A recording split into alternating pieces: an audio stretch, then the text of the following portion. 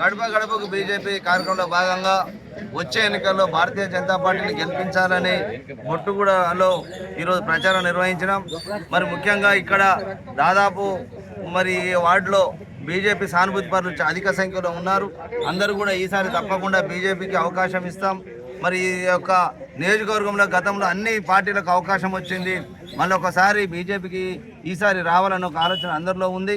మరి నల్గొండ పట్టణంలో కూడా గతంలో మున్సిపల్ చైర్మన్ నల్గొండ గెలిచినప్పుడే జరిగిన అభివృద్ధి తప్ప మరొకటి లేదు. అందుకనే ఈరోజు మరి కేంద్రంలో మోడీ గారి ప్రభుత్వం ఉంది, రాష్ట్రంలో కూడా బీజేపీ ప్రభుత్వం వస్తే ఈ నల్గొండని అభివృద్ధి చేసుకోవచ్చని మేము చెప్తా ఉన్నాం. దానికి ప్రజలు కూడా సానుకూలంగా స్పందిస్తూ తప్పకుండా ఈసారి బీజేపీకి అవకాశం ఇస్తారని చెప్పి చెప్తా ఉన్నారు. ఎన్నికల్లో ప్రచారంలో భాగంగా నల్గొండ పట్టణంలోని బొట్టుగూడలో ఈరోజు మా మాధవని శ్రీనివాస్ గౌడ్ గారి నాయకత్వంలో ఈరోజు ప్రచారం చేస్తూ ఉన్నాము. బొట్టుగూడ వాసులు మరియు చుట్టుపక్కల ఉన్న నల్గొండ పట్టణంలో అందరూ చెప్తా ఉన్నారు, భారతీయ జనతా పార్టీ అంటే కేవలం ఏదో ఎన్నికలు వచ్చినాయని చెప్పి ఈరోజు మేము ఓట్ల కోసం తిరుగుతున్నాం. ఎన్నో ఈరోజు ప్రజల పక్షాన, దళితుల పక్షాన, ఈరోజు బీసీలే కానివ్వండి అన్ని కులాల పక్షాన ఈరోజు ఈ భూపాల్ రెడ్డి ఏదైతే ఉన్నాడో స్థానిక ఎమ్మెల్యే ఆయన చేసే అక్రమాల మేము ప్రజల తరఫున ఎన్నో పోరాటాలు చేసినాము, ప్రజల పక్షాలు ఉన్నాము. అందుకే మేము ఈసారి భారతీయ జనతా పార్టీకి ఓటేస్తాము.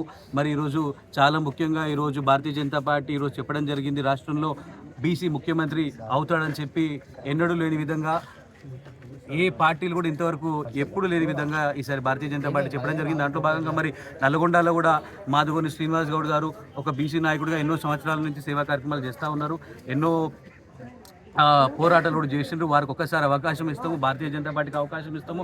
20 ఏళ్ళు మనం చూసినాం బొట్టుగూడలో. వెంకటరెడ్డి నిన్న కూడా వచ్చిపోయింది, ఏముండదు 20 ఏళ్ళ నుంచి వచ్చిపోతుండే, ఎందుకే వెంకటరెడ్డి నువ్వు అవసరం లేదు, గో బ్యాక్ వెంకటరెడ్డి అని నల్గొండ పట్ల నల్గొండ నియోజకవర్గం చెప్తా ఉన్నారు. వెంకటరెడ్డి నువ్వు 20 ఏళ్ళు చేయండి, నువ్వు ఇప్పుడు చేంజ్ చేస్తావు, నువ్వు ఓడిపోతే ఏడికి పోతాడు, ఆయన భువనగిరికి పోతాడు, గెలిస్తే ఏడికి పోతాడు, హైదరాబాద్ పోతాడు, మరి నువ్వెందుకు వెంకటరెడ్డి మాకు అవసరం లేదని చెప్పి అందుకే నేను ఓడగొట్టినామని చెప్పి నువ్వు భూపాల్ రెడ్డి కూడా చూసిండ్రు. మనం ఏ రకమైన అక్రమాలు ఎప్పుడైనా వచ్చిండా, మన బొట్టుగూడకు వచ్చిండా, ఎప్పుడు రాలే మీరు బొట్టుగూడకు రాలే, నువ్వు మేమున్నాం ఇక్కడ బొట్టుగూడలా ఎన్నో సేవా కార్యక్రమాలు చేసినాము.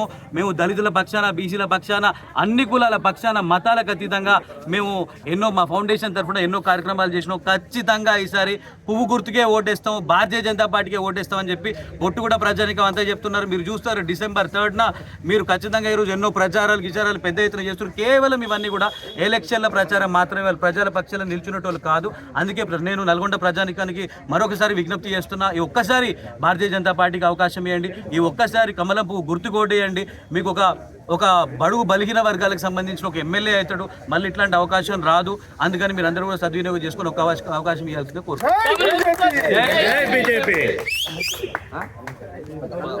నల్లగొండలో జరుగుతున్న ఎన్నికలలో డబ్బు రాజకీయాలు నడుస్తున్నాయి. ఈ డబ్బు రాజకీయాలకు వ్యతిరేకంగా భారతీయ జనతా పార్టీ అభ్యర్థి, బడుగు బలహీన వర్గాల అభ్యర్థి మాధవని శ్రీనివాస్ గౌడ్ గారి కమలం పువ్వు గుర్తుకేసి ఇక్కడి నుంచి అత్యధిక మెజార్టీతో గెలిపించాలని ప్రజలందరూ కూడా కోరుతున్నా.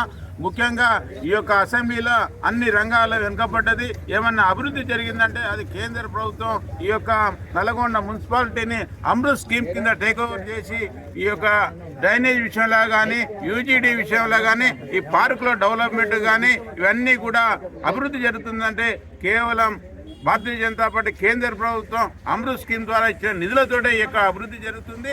కేవలం పై రోడ్లు, మెయిన్ రోడ్ల మెరుపులతోటి, అవినీతి కూడా మెరుపులతోటి ఈ యొక్క భూపాల్ రెడ్డి ఆధ్వర్యంలో అభివృద్ధి చూపిస్తున్నారు.